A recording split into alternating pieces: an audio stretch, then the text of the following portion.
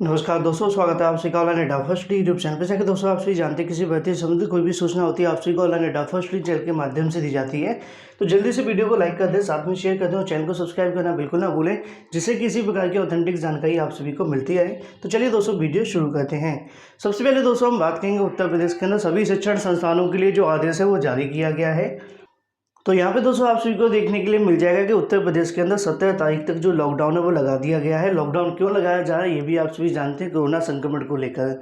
लगातार यहाँ पे सख्तियाँ भी देखने के लिए मिल रही हैं। ऐसे में 27 राज्यों के अंदर जो पाबंदियाँ वो आपको देखने के लिए मिल जाती हैं उत्तर प्रदेश के अलावा। लेकिन वही दूसरी तरफ बात करें सभी शिक्षण संस्थानों के बारे में, यहाँ पर जानकारी देखने के लिए मिल जाती है कि 20 मई तक इनको जो बंद है वो किया जाता है। मतलब कोई भी शिक्षण संस्थान है, पहले 15 मई तक बंद करने के जो आदेश है वो जारी किए गए थे, अब उनको यहाँ पे 20 मई तक बंद करने का जो आदेश है वो जारी कर दिया गया है। साथ ही अगर बात करें ऑनलाइन कक्षाएं भी नहीं चलेंगी, ऐसी जानकारी आपको देखने के लिए मिल रही है, क्योंकि इससे पहले ऑफलाइन को लेकर यहाँ पे तो मना कर ही दिया था, लेकिन ऑनलाइन के बारे में यहाँ पे कहने की अनुमति दी गई थी। अब ऐसे में उसको लेकर ही मना कर दिया गया है। मतलब ये है कि यहाँ पे आप सभी के सामने 20 मई तक सभी शिक्षण संस्थानों को बंद करते हुए ऑनलाइन शिक्षण संस्थानों को भी यहाँ पे कहीं ना कहीं जो पाबंदी का सामना है वो करना पड़ेगा। मतलब ये बात हो जाती है शिक्षण संस्थानों के बारे में, जिसके अंदर स्कूल, कॉलेज, महाविद्यालय, विश्वविद्यालय या फिर कोचिंग की हम बात करें, सभी इसके अंदर आ जाते हैं। वो सब 20 मई तक अब बंद रहेंगे। लेकिन वही दूसरी तरफ बात करें यूपीटीटी 2021 को लेकर यहाँ पे जो घोषणा है वो हो चुकी है। चाहे पीएनपी की बात करें या फिर सरकार की, मैं आप सभी को दिखा देता हूँ। तो यहाँ पे दोस्तों आप सभी को देखने के लिए मिल जाएगा कि टीईटी परीक्षा यहाँ पे स्थगित होगी। जानकारी आप सभी के सामने दी जाती है कि कोरोना संक्रमण के चलते शिक्षक पात्रता परीक्षा 2020 को स्थगित की जाएगी। परीक्षा नियामक प्राधिकारी अनिल भूषण चतुर्वेदी के माध्यम से टीईटी परीक्षा को स्थगित करने के जो आदेश है, या फिर हम ये कह सकते हैं प्रस्ताव है, वो शासन को भेजा है। ऐसे में यहाँ पर जानकारी देखने के लिए मिल रही है कि विभाग के माध्यम से सचिव आरबी सिंह ये वो हैं जिनके माध्यम से शासन आदेश जारी किए जाते हैं। आपको याद होगा जूनियर का, साथ में यूपीटीईटी का, इन्हीं के माध्यम से जारी किया गया था। तो ऐसे में उनके माध्यम से बताया गया कि परीक्षा को स्थगित करने के प्रस्ताव यहाँ पर मिल चुका है और इसको लेकर सैद्धांतिक सहमति भी बन गई है। इसका जो आदेश होगा 1 से 2 दिनों के अंदर जारी किया जाएगा।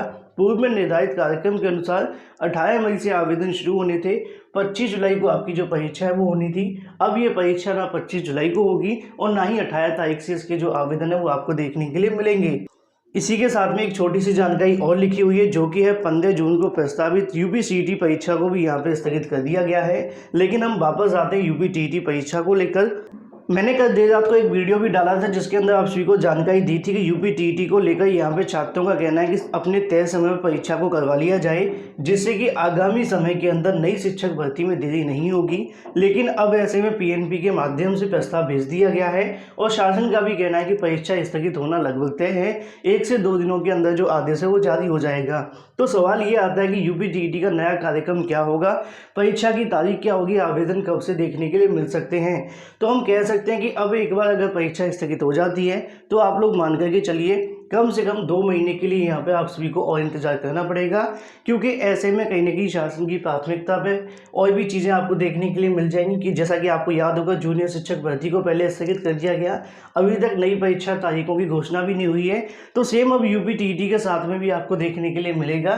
तो मान के चलें कि अब ये कहीं ना कहीं जो आपकी 25 जुलाई को होने वाली थी वो कहीं ना कहीं सितंबर तक जाती हुई दिखाई दे रही है। सितंबर से पहले यूपीटीईटी होने के कोई आसार दिखाई नहीं दे रहे।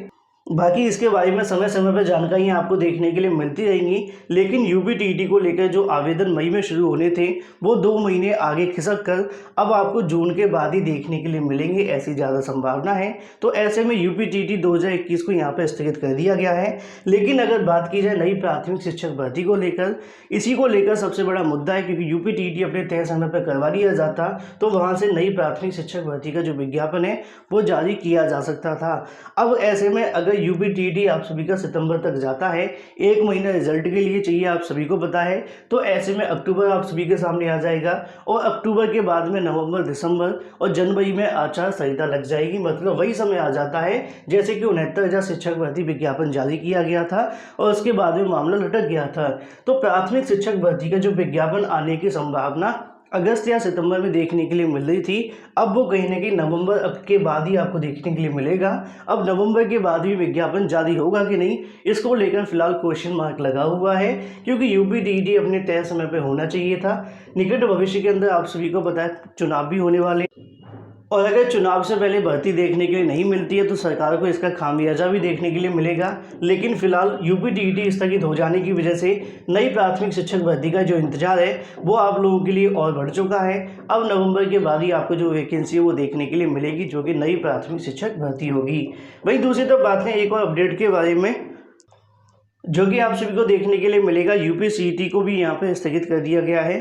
15 जून को होने वाली परीक्षा को स्थगित के साथ में अब जो आवेदन की तारीख है वो 31 मई तक बढ़ा दी गई है। कोरोना संक्रमण को देखते हुए यहाँ पे आप सभी देखेंगे यूपी की कंबाइंड एंट्रेंस टेस्ट की अगर बात की जाए स्थगित कर दिया गया। साथ ही प्रवेश की अगली तारीख बाद में घोषित की जाएगी। ऑनलाइन आवेदन की आखिरी तारीख की अगर बात करें 10 मई से बढ़ाकर 31 मई आप सभी के सामने कर दी गई है। तो जिन्होंने अभी तक आवेदन नहीं किया है ऑफिशियल वेबसाइट पर जाकर आवेदन कर सकते हैं। बाकी नई तारीखों के बारे में जल्द घोषणा होगी। वहीं दूसरी तरफ बात करें एलटी ग्रेड शिक्षक भर्ती के बारे में, जैसा कि आप सभी को बताया कि एलटी ग्रेड शिक्षक भर्ती के अंदर हिंदी और सामाजिक वालों को अभी तक नियुक्तियां देखने के लिए नहीं मिली हैं। ऐसे में लगभग 2,500 ऐसे अभ्यर्थी जिनकी काउंसलिंग होनी है। निदेशालय से लेकर शासन स्तर तक यहाँ पे जो कामकाज है प्रभावित हो चुका है। यूपीपीएससी के नए चेयरमैन भी आ गए, लेकिन उनके माध्यम से अभी तक ज्वाइन नहीं किया गया है और कहीं ना कहीं इनकी जो नियुक्तियाँ हैं वो फंस गई हैं। अभ्यर्थी और अफसरों के कर्मचारियों को स्वस्थ होने का इंतजार कर रहे हैं ताकि औपचारिकताएं पूरी हो पाएँ, लेकिन ऐसे में कहीं ना कहीं मामला आगे बढ़ता हुआ दिखाई नहीं दे रहा है। एलटी ग्रेड शिक्षक भर्ती के तहत अगर बात करें सामाजिक विज्ञान के 787, महिला के 797, तो हिंदी के लगभग 418 और 540 चयनित अभ्यर्थियों की जो फाइल है फरवरी में शुरुआत की गई थी। ऐसे में आप सभी को यहाँ देखने के लिए मिलेगा कि निदेशालय को भेज दी गई थी, लेकिन जैसा कि आप देखेंगे फाइल न मिलने के कारण निदेशालय को काउंसलिंग शुरू करानी थी, लेकिन निदेशालय ने आयोग से चयनित अभ्यर्थी को विवरण में संबंधित सॉफ्ट कॉपी मांग ली। आयोग ने सॉफ्ट कॉपी उपलब्ध करा दी, लेकिन सॉफ्ट कॉपी के बाद थोड़ी कमी रह गई थी और ऐसे में मामला लटका हुआ है। अभी तक ना तो इन छात्रों को यहाँ से आगे की प्रक्रिया देखने के लिए मिली है, इससे पहले सबको नियुक्तियाँ मिल चुकी हैं, लेकिन ये अभी भी इंतजार में बैठे हुए हैं। अब फिलहाल इंतजार किया जाए नए चेयरमैन के आने का, उन्होंने भी अभी तक ज्वाइन नहीं किया है। और ऐसा ही कुछ आप सभी को यूपीपीएससी की एक और भर्ती के अंदर देखने के लिए मिल रहा है। यहाँ पे आप सभी देखेंगे कि एपीएस के 250 पदों की भर्ती है जो अटक चुकी है। 8 साल से नई भर्ती शुरू नहीं हो पाई है। जैसा कि आप सभी देख पा रहे हैं हर साल ओवर एज होते हुए दिखाई दे रहे हैं अभ्यर्थी, मतलब कि उम्र निकलती जा रही है, लेकिन भर्ती के जो विज्ञापन है वो आप सभी के सामने नहीं आ रहे हैं। अपर निजी सचिव की अगर बात करें 250 से ज़्यादा पदों की जो भर्ती है उत्तर प्रदेश लोक सेवा आयोग के माध्यम से इसका जो अध्याचन है महीनों पहले मिल चुका था। सिर्फ यही नहीं, 8 साल पहले शुरू हुई एपीएस 2013 की भर्ती भी आयोग के माध्यम से अभी तक पूरी नहीं हुई है।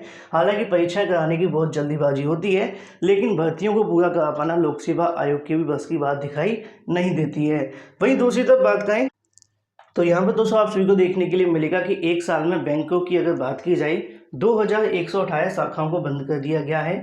देश के 10 सरकारी बैंकों की अगर बात करें तो 2128 शाखाएं बीते वित्तीय वर्ष या तो बंद हो गई हैं या फिर उनको किसी और बैंक में विलय हो गया है। सूचना अधिकार के तहत मिली जानकारी के अनुसार बैंक ऑफ बड़ौदा एक ऐसी बैंक है जिसकी शाखाएं सबसे ज़्यादा हैं, जो कि 1283 के समथिंग है। लेकिन ऐसे में एक साल के अंदर 2128 शाखाओं का बंद होना, चाहे वो किसी कारणवश हो, एक चिंताजनक मामला है, जो कि आप जानते हैं कि हज़ारों की संख्या के अंदर उसमें कहीं ना कहीं आप सभी को जो डिपार्टमेंट है वो देखने के लिए मिलना था। तो फिलहाल आप सभी के सामने जो न्यूज़ है वो आपको बता दी गई है। बाकी आप सभी समझदार हैं, वीडियो को लाइक और शेयर अवश्य कर देना। वहीं दूसरी तरफ बात करें 69,000 शिक्षक भर्ती के बारे में, जैसा कि आप सभी को पता है कि थर्ड चयन सूची का जो इंतजार है वो किया जा रहा है। लगातार पदों की संख्या को लेकर भी जानकारी देखने के लिए मिल रही है। अब ऐसे में मैं आप सभी को दिखा दूं, यहाँ पे आप सभी को देखने के लिए मिलेगा कि 69,000 शिक्षकों की अगर हम बात करें 5,000 रिक्त पदों पर इसी माह शुरू होगी आप सभी की जो भर्ती है। जानकारी दी जा रही है कि लगभग 5,000 पदों पर आपकी जो भर्ती है वो शुरू होने वाली है। 69,000 शिक्षक भर्ती के बची हुई भर्तियों की अगर बात की जाए, इसका जो शासन आदेश है वो जल्द जारी किया जाएगा। कोरोना संक्रमण के कारण इसकी जो काउंसलिंग 2 चरणों में कराई जाएगी, ऐसी भी जानकारी देखने के लिए मिल रही है। इसका प्रस्ताव शासन को भेजा जा चुका है, जो कि लगभग 5,000 पदों पर आपको देखने के लिए मिलेगा। काउंसलिंग आप सभी की ऑफलाइन करवाई जाएगी, लेकिन अगर बात करें पदों की संख्या के बारे में तो इससे पहले अगर आपको याद होगा कि हिंदुस्तान के समाचार पत्र के अंदर जानकारी दी गई थी कि कितने पदों पे 5,000 की समथिंग वैकेंसी आपको देखने के लिए मिलेगी, लेकिन यहाँ पे ये नहीं बताया गया था कि कितने पद आप सभी के सामने अलग अलग हैं। अब यहाँ पे एक बार फिर से मॉडिफाई करते हुए जानकारी दी जाती है कि 69,000 शिक्षक भर्ती के 4,000 पद रिक्त रह गए हैं। वहीं 1133 पदों को जोड़कर इन पे आप सभी को जो भर्ती है वो देखने के लिए मिलेगी, जो कि ST के पद है। SC अभ्यर्थी को चयनित किया जाएगा। एक जानकारी यहाँ पे और देखने के लिए मिल रही है कि 69,000 के समस्त जो बेसिक शिक्षा अधिकारी हैं उनके माध्यम से लगभग 7 से 8 ऐसे अधिकारी हैं जिनके माध्यम से डाटा नहीं भेजा गया है या फिर सत्यापन नहीं किया गया पदों को लेकर। इसी वजह से यहाँ पर जानकारी भी देखने के लिए मिल रही है कि अभी तक अंतिम रिक्तियों का जो शासन के पास में डाटा है वो नहीं पहुँचा है, जो कि उम्मीद है कि 1 से 2 दिनों के अंदर आप सभी के सामने होगा और उसके बाद में जो घोषणा है वो कर दी जाएगी रिक्त पदों के बारे में, क्योंकि इससे पहले लगातार मांग की जा रही थी। BSA से भी जानकारी लेने का प्रयास किया गया है। 7 से 8 ऐसे BSA हैं जिनके माध्यम से अभी तक सत्यापन नहीं किया गया है। तो एक बार फिर से समाचार पत्रों के अंदर 4 से 5,000 के आसपास जो गाड़ी है वो आती हुई दिखाई दे रही है। कई बार ये मामला 6,000 7,000 के आसपास चला गया था। बेसिक शिक्षा मंत्री जी के माध्यम से बताया गया था कि लगभग 5700 पदों पे आपको जो कहीं ना कहीं थर्ड काउंसलिंग देखने के लिए मिलेगी। तो यहाँ पे लगातार सीटों की संख्या कम ही हो रही है, बढ़ नहीं रही है। हालांकि जो जानकारी मिली है कुछ BSA हैं जिनके माध्यम से अभी तक डाटा नहीं दिया गया है। अगर वो यहाँ से सत्यापन कर देते हैं तो उसके बाद में आप सभी के सामने जो पदों की बढ़ोतरी है वो आपको देखने के लिए मिलेगी। लेकिन एग्जैक्ट कितनी सीटों पे आपको थर्ड चयन सूची देखने के लिए मिलने वाली है, इसको लेकर पूरे तरीके से क्वेश्चन मार्क अभी लगा हुआ है, क्योंकि यहाँ पे तो 5,000 के समथिंग आप सभी के सामने है। बाकी इंतजार करें, जैसे BSA के माध्यम से डाटा भेजा जाएगा सबसे पहले जानकारी आप सभी को दे दी जाएगी। आज एक मुलाकात भी होने वाली है जो कि शासन के अधिकारियों के साथ में होगी। वहाँ से जो भी अपडेट निकलेगी सबसे पहले आप सभी को ऑनलाइन अड्डा फर्स्ट चैनल के माध्यम से दे दी जाएगी। So guys, thank you for watching this video.